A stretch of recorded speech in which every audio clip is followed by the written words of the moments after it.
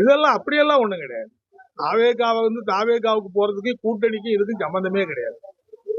எங்களை பொறுத்தவரை நாங்க மதசார்பற்ற இந்தியா கூட்டணி இருந்தாலும் எங்களுடைய அடிப்படையான நிலையை நாங்க வற்புறுத்திக்கிட்டு தான் இருப்போம்.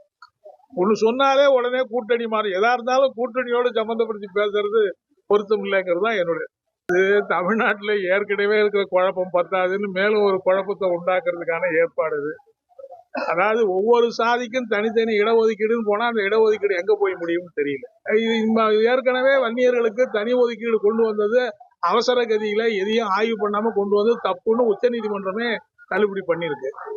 சோ இப்ப திரும்ப அந்த நிறைவேற்றினா ஆதரவற்ற இவங்க ஆதரவற்ற நிபந்தனை அரசாங்கம் இருக்க போகுது. நிபந்தனையற்ற ஆதரவு இந்த ஆதரவு இவங்க ஆதரவு இல்லாம தானே இந்த அரசாங்கமே வந்திருக்கு.